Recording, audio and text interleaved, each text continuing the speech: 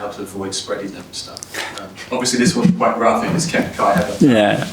Have you had to do things like revert back to COVID days of isolation and red zones and all that stuff? Well, not to the limit of that, but yes, especially preventing when we know that somebody has clear symptoms, to try to avoid spreading that virus or whatever it is in that case. It's tricky because obviously in this period we all have families around and they coming from abroad, so we are in touch with more people, and as well as the time of the year. Normally with these bugs or these viruses, wherever they are more around us, and we are more likely to catch them. And just on Mikel Merino, I think when people picture Spanish midfielders in the Premier League, they think people like yourself or David Silva, Fabregas, that very creative sort of scheming types. He seems a bit different as a player. Is that what you expected from him, to be that slightly more physical, athlete player? And have you got that in his life?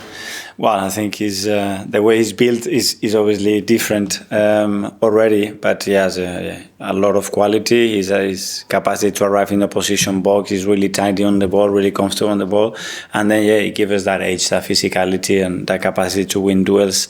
That is very important as well in this league. Why did you think you needed to get that in this summer? Do you think that physicality?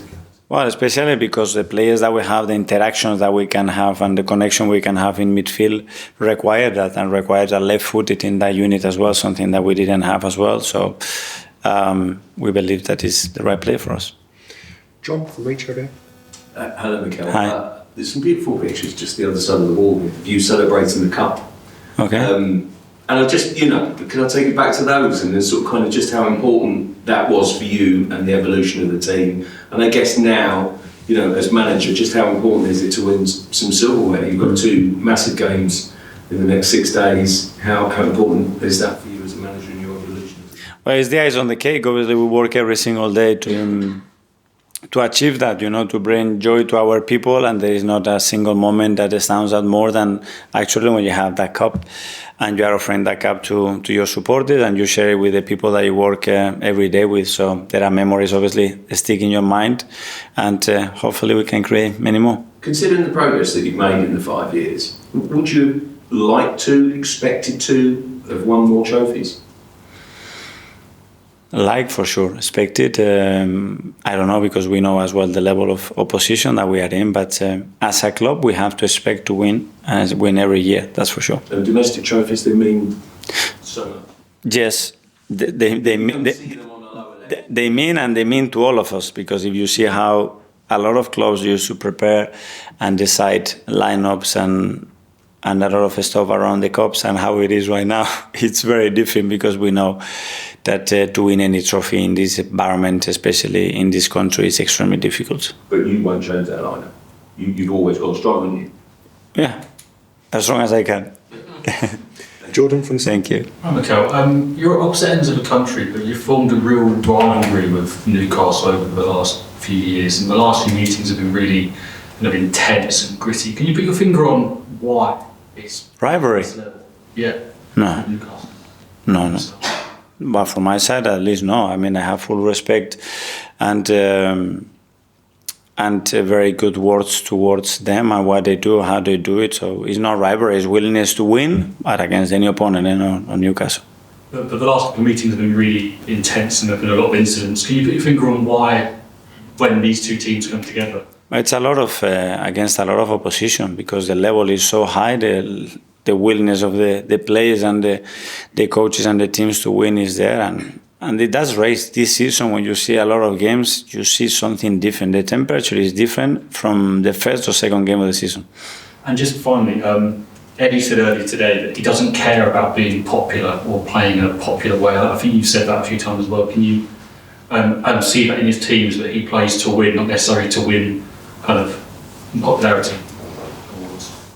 Well, we want to win in our way, and how we feel identifying our way of playing. That's for sure. Can you always do that? The answer is no, because it's an opposition that plays and tries to make this thing difficult for us. But the idea is clear from our side. Okay, last couple. Ed from The Guardian.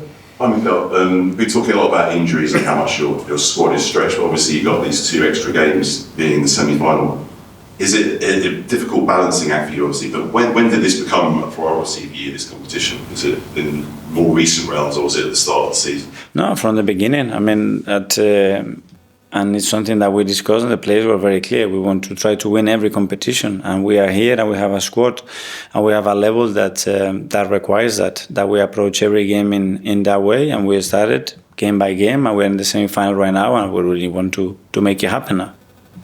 And there's been a little bit of criticism of your team for sitting back a little bit against Brighton after taking the lead. Do you think against Newcastle, obviously being at home, you need to try and take the initiative and maybe get a couple of goal advantage if possible? Yeah, that's what we try to do against Brighton as well. We try to do, but sometimes the opposition forces you to do that. Sometimes you are not good enough in certain areas that doesn't allow you to do that. It's certainly not the intention, but you have to be creative to the opposition as well. And finally, into Gary. Did you learn anything from that Bayern game last year where you sort of went into that sort of favourite to take into tomorrow night? Because it feels like, again, you went into the Bayern, people think you were favourites for that game, and they might think you're favourites for this one. Is anything you learn about the players in terms of the maturity of handling the occasion, handling the night? Yeah, playing obviously more games at that level is helpful, and they will learn things the way we have behaved in Europe against big teams in Champions League this season. The answer will be yes, but we have to put it into a context of a semi-final against a different opponent, and again, it's something that you have to prove. Okay, guys. Thanks very much. Yeah, thank you. Thank you. Yes.